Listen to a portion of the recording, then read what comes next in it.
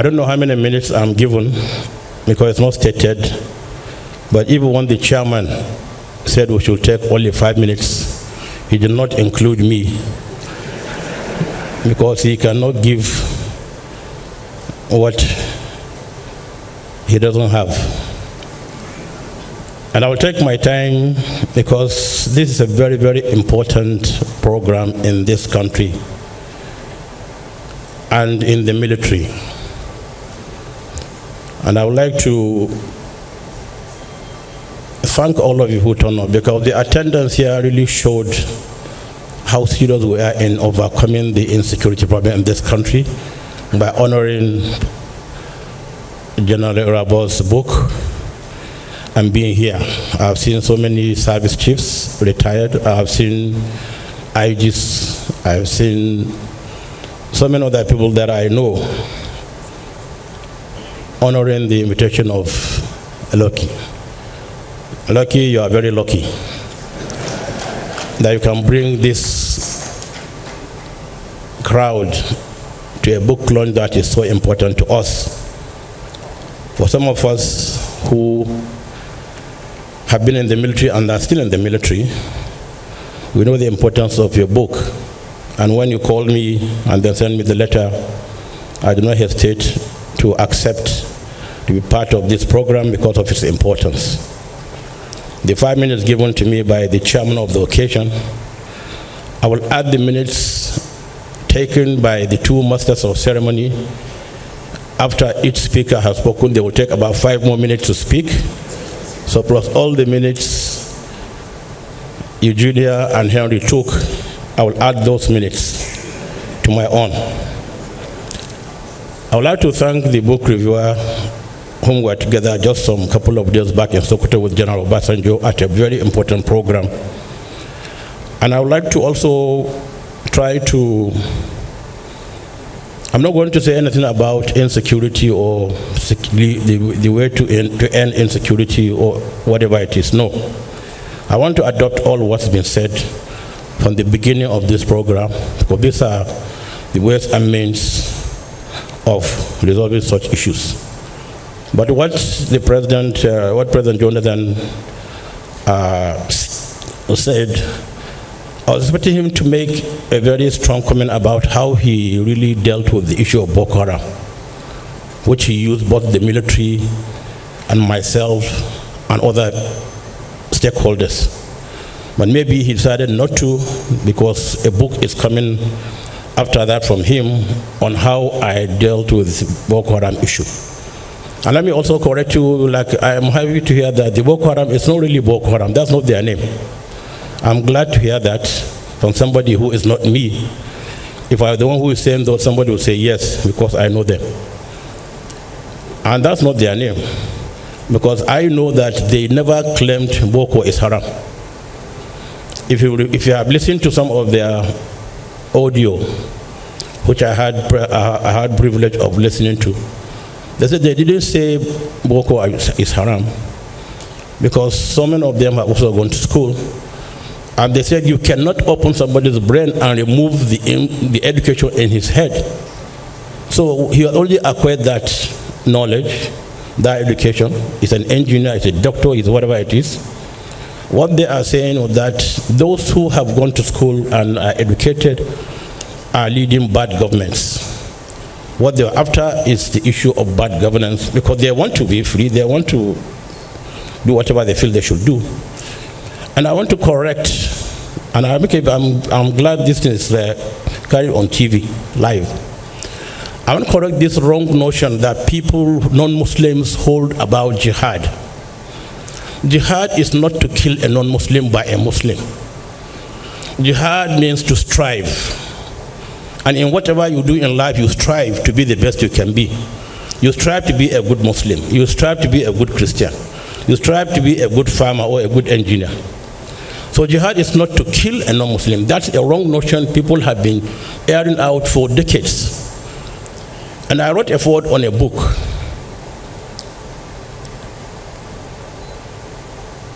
written by very high stakeholders across the world, published by the King of Jordan. And I wrote that forward, and I believe that book will be brought back again, because it was about 13, 14 years ago, and it talked about the uses and abuses of jihad.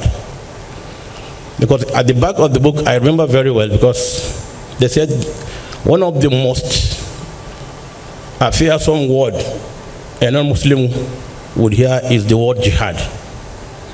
And it's true, because people have already given it a very negative connotation, but it is not. And so let's live here with that notion that, look, jihad is to strive, it's not to kill a non-Muslims. Because as we know as Muslims, it's in the Holy Quran, you cannot take somebody's life without due process. You cannot kill somebody. Because it said to kill a life, take a life or kill somebody, it's like taking the whole of humanity. That's without being following due process. But these are things that scholars will talk to you about. So let's live here with this notion that jihad is not to kill, because we are living peacefully with one another. I'm a Muslim and I know I'm a Muslim. If you're a Christian, you know you're a Christian. Then when we understand one another, we are better equipped to deal with one another. Because I know who you are, you know who I am. There's nothing you can do to me. There's something I can do to you. Understanding is the most important thing. We understand one another and live peacefully in this country. And I want to also correct the notion that when Bishop Coker talked about Islamism, you use some words maybe in a wrong manner, or somebody might feel Islam is negative. Islamism is not aimed at seizing power at any particular forum. Islam is after good governance in society. And whoever is there, President Goodluck Jonathan was president, we gave him 100% support throughout his presidency. Nobody said anything negative about it. He knows that and he's here. So Islamism is not what you think it is. It's a wrong notion that you are bringing up here, that it's to seize power. It's not to seize power. We're after good governance. September 2019, I gave a talk on Islam and good governance in Nigeria. President Buhari was just going in for his second term. After I finished my talk, the following day, papers carried it, I was aiming at President Buhari's second term, because I said things that a good Muslim should do as a leader and what he should not do. And these are written. So we have a code. We have a code of conduct. We have ways and means of life, the Holy Quran and the hadith of our most noble Prophet Muhammad and the consensus of the ulama, that the clerics.